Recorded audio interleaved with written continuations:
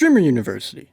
A chance to put yourself in front of millions of people. All you have to do is make a 60-second video. But hundreds of creators are speaking out saying they were scammed. But why? To understand, we have to go back to 2025, to the first Streamer University. Kai announced that he would house streamers to attend his event where, in his words, chaos is encouraged and content is king. Over 1 million people sent out applications, with some of them getting more attention than any of their previous posts. They took this moment and did one of two things: double down and try to use this as a stepping stool, or coast along with the hopes that this minor blowup would be what they needed to be accepted. And this was the key moment for them, as Kai and his team were paying close attention to the applications coming in, as well as the content surrounding them. But when it came to the reveal, many of them were left feeling like it wasn't fair. I mean, nearly half the people on the board were well-known streamers with an already established audience. They obviously don't need help from Kai to get more views.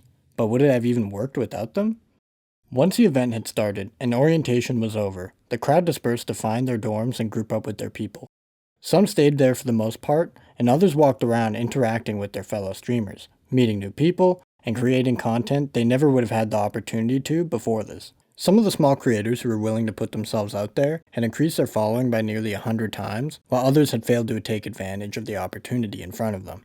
But you can't really blame them when they're expected to go from their audience of 100 viewers to interact with someone with 10,000 or more with zero buffer. But the key thing most people forget is Kai only went live for a maximum of a few hours per day, instead focusing most of his time on appearing in other creators' streams. But he wasn't just doing this for fun. He was doing this to keep his audience engaging with every creator on campus, like a game of Where's Waldo on Twitch. Now, while it wasn't void of drama, it went just about as well as it could have. Creators getting in front of massive audiences and finally getting a chance to build their brand after lots of hard work. But this brings us back to this year. After a 9-month hiatus, Kai released his trailer for this year's installment of Streamer University. And it was way bigger than last, hitting double the views of the previous trailer within a month, because people saw it work. We know this is a successful structure to grow as a streamer at a rate never seen before. Previously, you had to stream for endless hours to build your following slowly, and maybe you got lucky and a TikTok blew up and you attracted the right audience. But now, people see an opportunity to prove they deserve a chance to blow up, so right away the creators get to work on their application, writing out a well-thought script, and maybe hiring a production team to level it up a little bit. While the grifters just make a minute-long video about how they've been trying so hard and need this, post AI posters, and stream a couple times before they've decided they've earned their spot. But the hype wasn't over, because only a few days later he announced in-person application.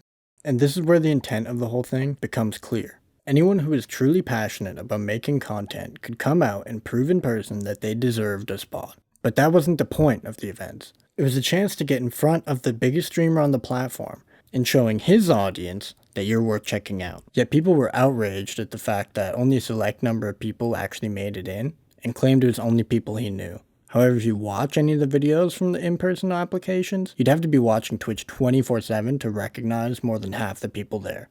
And during this, he made a few points very clear. He would not accept anyone who used any form of AI for their application, and he actually wouldn't accept anybody in person at all. And I won't pretend like it's worth it for someone to pay for flights to go between 3 different states within a week, but it clearly worked for the Reels creator Suburb Baby, who I'd never heard of, but seen on my feed countless times after each event, because he took the risk and knew it would pay off.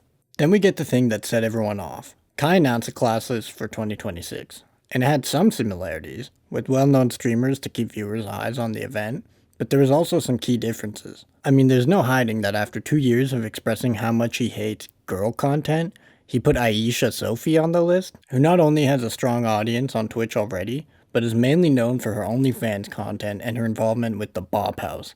And as much as I'd like to tell you, well, it's because he wants to help her turn a new leaf, it's not like she's stopped doing OnlyFans or anything, and I'm sure she doesn't have plans to. However, that's not the only question we'll pick on the list. There was also Sky Jackson, the movie star, former Love Island cast member Jeremiah Brown, Grammy-winning artist Lizzo, and Sarah Safari, a fitness influencer who hasn't touched Twitch in 2 years and didn't even know she got accepted. But those aren't as important, as the list is still mostly smaller streamers, and all of them had one thing in common: consistency. One of them I started following after I kept running into them while playing games, and she streams every single day. Overall, when you look at the board, it's a fair selection that allows a sizable group of individuals that can connect with creators they look up to. And the drama surrounding the actual selection is just your everyday Twitter farming, so it's really no big deal. But that's only part of it. And God, nigga, you know they finna troll worse, bro. You know they finna, oh, you ain't making it in the stream of you?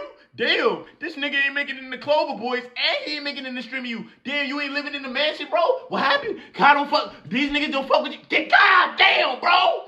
Fuck, man. 10,000 subs every night, bro. I help you get to 1 million fucking subs, bro. Come on, bro. Come on, bro. If I don't get into fucking streaming you, God, bro. If I don't get into fucking streaming you game, bro, I'm finna break in that bitch or something, nigga. You finna let me in there, bro. You finna give me a chance to be me, bro. You finna get to know the real fucking me, nigga.